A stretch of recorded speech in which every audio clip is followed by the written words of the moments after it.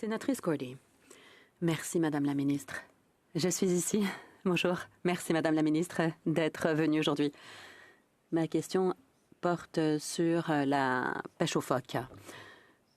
Le comité des pêches a effectué une étude et il y a beaucoup de pêcheurs qui ont parlé de leurs préoccupations par rapport à la gestion de la pêche aux phoques. On nous a dit qu'il y avait trop peu de phoques qui étaient pêchés et que ça voulait dire qu'il y avait beaucoup d'espèces qui étaient à risque à l'est et à l'ouest. À l'heure actuelle, il n'y a pas de pêche aux phoques sur la côte ouest. Du côté de la Chambre, il y a un rapport qui a été publié et on y note qu'on a demandé qu'il y ait une réouverture de la pêche aux phoques sur la côte ouest. Est-ce que le ministère a reçu des propositions visant à rétablir cette pêche et est-ce que le ministère prend au sérieux cette possibilité? Écoutez, je dois vous dire que pour avoir été sur la côte ouest en décembre dernier, j'y ai passé une semaine et chaque fois que j'ai abordé le phoque, les gens étaient très mal à l'aise de m'en parler. Mais on finissait aussi par me dire que, ben oui, effectivement, il y a du phoque, puis ça crée un problème là au niveau du secteur des pêches. Donc, c'est sûr, là, comme je le dis, pour moi, c'est une priorité. C'est beaucoup plus facile de l'aborder du côté de l'Est, du côté de l'Arctique, mais sur la côte ouest, je pense qu'on a un travail à faire aussi à l'effet d'en parler peut-être de façon beaucoup plus ouverte.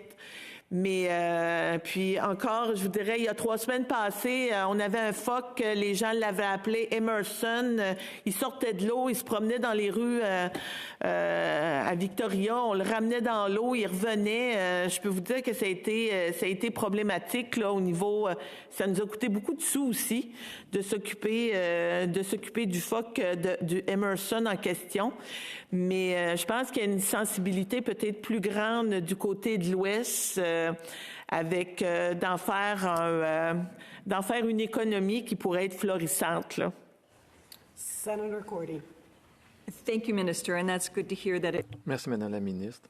Et c'est bon de savoir qu'il y a une ouverture au dialogue sur la côte ouest. Le rapport de la Chambre des communes indique également que sur les 4 482 permis délivrés par le ministère en 2022, seuls 330 étaient activement utilisés sur la côte est. Est-ce que le MPO a pris des mesures est-ce que le MPO fait enquête sur les permis? Pourquoi il y en a autant d'inactifs? Pourquoi il y en a autant qui sont émis? Oui, la situation est regardée, puis vous faites bien de le mentionner parce que effectivement, c'est qu'on n'est même pas en mesure de capturer les quotas qui sont alloués. D'où l'importance de le travailler ici au Canada pour en faire un produit que les gens vont pouvoir consommer, vont pouvoir manger. Puis je vous dirais en passant, c'est excellent. C'est lorsque c'est bien apprêté.